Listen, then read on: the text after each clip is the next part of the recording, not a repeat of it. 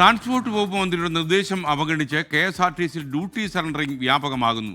ആൾക്ഷാമത്തിന്റെ പേര് പറഞ്ഞ് mechanical ജീവനക്കാരെയാണ് driver, conductor തസ്തികയിലേക്ക് നിയോഗിക്കുന്നത്. താൽക്കാലിക ജീവനക്കാർ ഉണ്ടായിരിക്കെ സ്ഥിരം ജീവനക്കാരെ തന്നെ ഇത്തരത്തിൽ ഡ്യൂട്ടിക്ക് നിയോഗിക്കുന്നത് KSRTCയിൽ വരുമാന ചോർച്ചയ്ക്ക് കാരണമാകുന്നുവെന്ന് ചിലർ പറയുന്നുണ്ട്. 24 എക്സ്ക്ലൂസീവ്.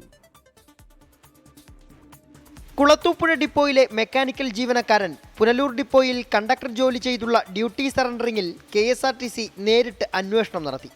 ഇത്തരം പ്രവൃത്തികൾ ആവർത്തിക്കാതിരിക്കാൻ യൂണിറ്റ് അധികാരിയെ ചുമതലപ്പെടുത്തിയുള്ള ഉത്തരവാണിത്.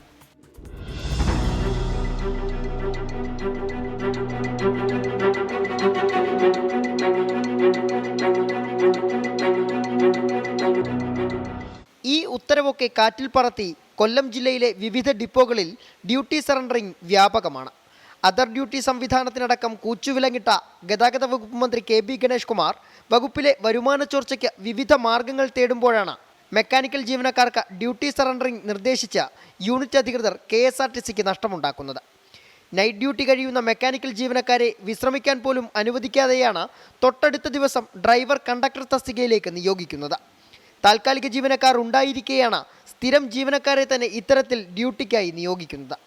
ബദൽ ജീവനക്കാർക്ക് 700 മുതൽ 800 രൂപ വരെ ദിവസവേതനം നൽകുന്നിടത്ത് സ്ഥിരം സ്റ്റാഫുകളെ ഇങ്ങനെ ഡ്യൂട്ടിക്കായി നിയോഗിക്കുമ്പോൾ 1000 രൂപയിലധികം നൽകേണ്ടി വരുന്നു. 6 കോടി രൂപ വരെ ഇത്തരത്തിൽ പ്രതിമാസം KSRTCക്ക് നഷ്ടമെന്നാണ് കണക്ക്. കൊല്ലം ജില്ലയിൽ Pathanapuram, Punalur, Kulathupuzha, Chadayamangalam ഡിപ്പോകളിലും Pathanamthitta, അടൂരിലുമാണ് duty surrendering വ്യാപകമായിരിക്കുന്നത്. Duty surrendering KSRTCക്ക് സാമ്പത്തിക നഷ്ടമുണ്ടാക്കുന്നു എന്നതിനപ്പുറം ഉറക്കമിളച്ച് ജോലിയെടുക്കുന്ന മെക്കാനിക്കൽ ജീവനക്കാർ വളയം പിടിക്കുമ്പോൾ അത് യാത്രക്കാരുടെ സുരക്ഷയെയും ബാധിക്കുമെന്ന കാര്യത്തിൽ സംശയമില്ല. അതിനാൽ വകുപ്പ് മന്ത്രിയുടെ ശ്രദ്ധ അടിയന്തരമായി ഈ വിഷയത്തിൽ ഉണ്ടാകണമെന്ന ആവശ്യം ശക്തമാവുകയാണ്. സുജിത് സുരേന്ദ്രൻ, 24 കൊട്ടാരക്കര.